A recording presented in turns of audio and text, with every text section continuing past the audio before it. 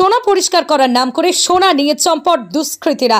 আপনাদের জানিয়ে রাখবো আরও একবার, ঘটনাটি ইসলামপুর পৌর এলাকা 14 নম্বর ওয়ার্ডের। এই ঘটনাই প্রথম নয়, আরও আগে ঘটেছে, কিন্তু মানুষ কেন সচেতন হচ্ছে না, এখানে একটা বড় প্রশ্ন। সেই সঙ্গে প্রশ্ন থেকে যায় প্রশাসনিক নিরাপত্তা নিয়ে। বারবার এই ধরনের ঘটনা কেন ঘটবে?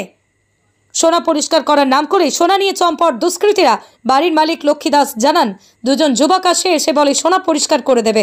আমার মেয়ে কিছু সোনা দেয়, সেই সোনা পরিষ্কার করার নাম করে চম্পট দেয়। প্রায় 2 লক্ষ টাকার মতো সোনা নিয়ে চম্পট দিয়েছে দুষ্কৃতীরা। এ বিষয়ে প্রশাসনিক নিরাপত্তা নিয়ে আমরা গিয়েছিলাম বিক্রম দাসের কাছে। তিনি ওয়ার্ড কাউন্সিলর, 14 নম্বর ওয়ার্ড কাউন্সিলর বিক্রম দাস। তিনি জানাচ্ছেন যে মানুষকে সচেতন হতে হবে। সোনা পরিষ্কার করার নামে এইভাবে সোনা নিয়ে চম্পট দেওয়া, এগুলো দুঃখজনক ঘটনা। তবে মানুষ সচেতন হলেই সমস্ত কিছু ঠিক হবে। ঘটনাটা দুইটা ছেলে আসছে, আইসে পাউডার বিক্রি করতেছিল, বাসন মাজার পাউডার গুলা। তখন বলছে যে নিবে, আমরা বলছি যে নিব না। তখন বললো যে তাহলে তোমাদের সোনার জিনিস আছে বা রূপার জিনিস আছে দেও। তাহলে বিহারি লোকগুলা, বাঙালি না, বিহারে হিন্দিতে কথা বলছে। তো কথা তো সব কথা আমি বুঝতেও পারি না। তো আমি বলছি যে আমি নিব না, তোমরা চলে যাও।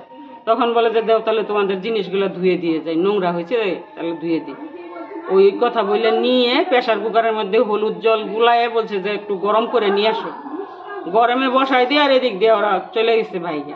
আর এখানে আমার মেয়ে ছিল, মেয়েরে বলছে যে একটা ন্যাকড়া নিয়ে আসো, পরিষ্কার পুরানো ন্যাকড়া, এগুলো আমরা পরিষ্কার করে দিয়ে যাই।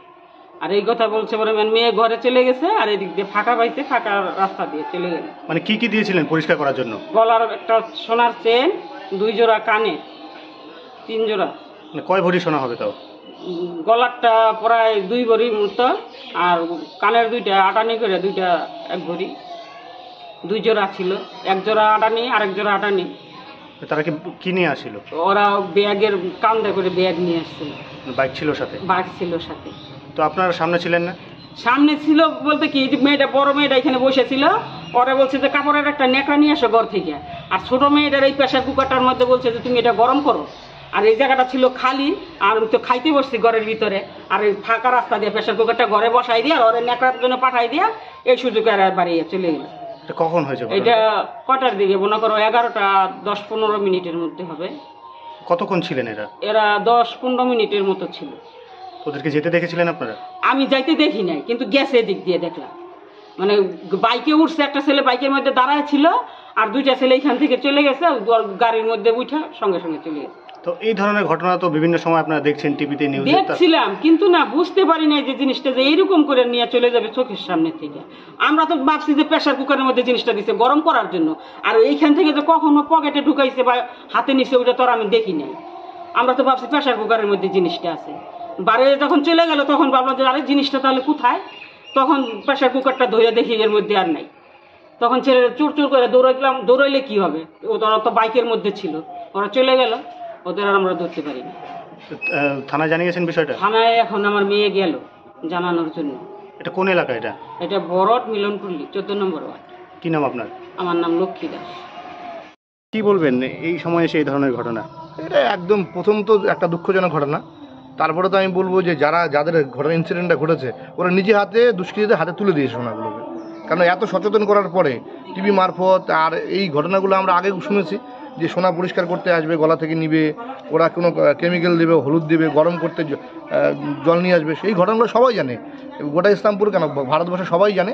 তা সত্ত্বেও ওরা কীভাবে কোন টোপে পরে দিয়েছে পরিষ্কার করতে, একটা গলার মালা এবং 2 বোনের 2টো সোনার কানের, প্রায় মোটামুটি 30 গ্রাম, মানে আজকের ডেটে যা বাজার মূল্য 2 লক্ষ টাকা সম্পত্তি তারা নিয়ে গেছে।